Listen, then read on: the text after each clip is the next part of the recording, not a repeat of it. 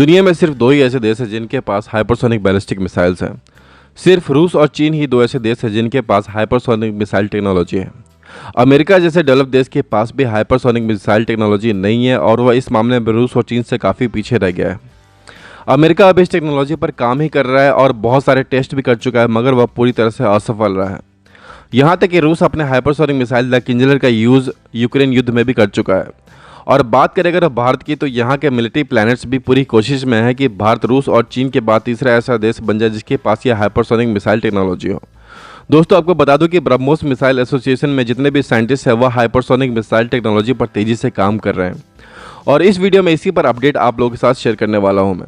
और आगे बढ़ने से पहले आप लोगों से रिक्वेस्ट करूंगा, अगर आपने अभी तक मेरे चैनल को सब्सक्राइब नहीं किया है तो कर ले, ताकि आपको रेगुलर डिफेंस अपडेट समय पर मिलते रहें। बात करें अगर हाइपरसोनिक मिसाइल के मूवमेंट की, तो वह बैलिस्टिक मिसाइल से बिल्कुल ही अलग होता है। बैलिस्टिक मिसाइल्स का रास्ता तय होता है, मतलब कि एक डिफाइंड ट्रैजेक्टरी होता है, लेकिन हाइपरसोनिक मिसाइल का ट्रैजेक्टरी बिल्कुल भी डिफाइंड नहीं होता, मतलब कि बिल्कुल भी तय नहीं होता। भारत का पहला हाइपरसोनिक मिसाइल ब्रह्मोस 2 का रेंज होगा 1500 किलोमीटर। खबर के मुताबिक ब्रह्मोस 2 ट्रायल्स में 8 मैक की स्पीड तय करने में कामयाब रहा है, जिसके बाद ब्रह्मोस 2 को दुनिया का सबसे तेज हाइपरसोनिक क्रूज मिसाइल बताया जा रहा है। डिफेंस मिनिस्ट्री के ऑफिशियल्स के मुताबिक अब ब्रह्मोस 2 मिसाइल अपने प्रोटोटाइप स्टेज पर पहुंच गया है।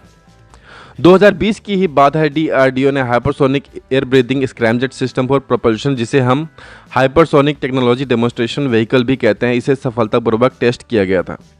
इसने 2020 के टेस्ट में ही 6 मैक की स्पीड हासिल कर ली थी, जिसके बाद भारत, अमेरिका, रशिया और चीन के बाद चौथा ऐसा देश बन गया था जिसके पास ये टेक्नोलॉजी है।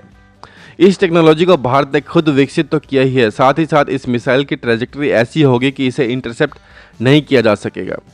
इस मिसाइल को रूस के हाइपरसोनिक मिसाइल जर्गन के तर्ज पर बनाया जा रहा है। दोस्तों, ब्रह्मोस 2 तो दुनिया के सबसे तेज हाइपरसोनिक मिसाइल तो होगा ही, लेकिन जो हमारे पास इसके पहले से जो क्रूज वेरिएंट मौजूद है, इसे फिलीपींस को एक्सपोर्ट किया जा रहा है और इंडोनेशिया और वियतनाम भी इसे खरीदने के लिए भारत सरकार के संपर्क में है। ब्रह्मोस का जो करंट वर्जन हमारे पास है उसका रेंज है 500 किलोमीटर, लेकिन जो एक्सपोर्ट वेरिएंट है उसका रेंज है 290 किलोमीटर, क्योंकि भारत MTCR का सदस्य है, जिसे मिसाइल टेक्नोलॉजी कंट्रोल रिजीम भी कहा जाता है, जिसके मुताबिक भारत किसी भी मिसाइल को एक्सपोर्ट नहीं कर सकता जिसका रेंज 300 किलोमीटर से ज़्यादा हो। हमारे पास ब्रह्मोस का एक और वर्जन है, ब्रह्मोस NG, यानी कि नेक्स्ट जनरेशन वर्जन, जो कि साइज़ में बहुत छोटा है। वह मात्र 6 मीटर लंबा है, बल्कि इसका नॉर्मल वर्जन 9 मीटर लंबा है। ब्रह्मोस NG 3.5 मैक की स्पीड तय कर सकता है और इसका रडार क्रॉस सेक्शन काफ़ी छोटा है, जिसकी वजह से इसे डिटेक्ट नहीं किया जा सकता। ब्रह्मोस NG में AESA रडार लगा हुआ है, जबकि ब्रह्मोस के पहले वाले वर्जन में मैकेनिकली स्कैंड रडार PJ-10 लगा हुआ है। सबसे खास बात तो यह है कि ब्रह्मोस NG की भारतीय वायुसेना के फाइटर जेट सुखोई 30 MKI में एक साथ 5 ब्रह्मोस NG को फिट किया जा सकता है और इसी तर्ज पर राफेल और तेजस एयरक्राफ्ट में भी किया जाएगा। और दोस्तों, सोचने वाली बात तो यह है कि जब इन एयरक्राफ्ट पर ब्रह्मोस 2 हाइपरसोनिक मिसाइल को फिट किया जाएगा, तब भारत की ताकत में कितना ज़्यादा इजाफा होगा। और वह समय अब ज़्यादा दूर नहीं, हमारे वैज्ञानिक दिन रात इस काम में जुटे हुए हैं।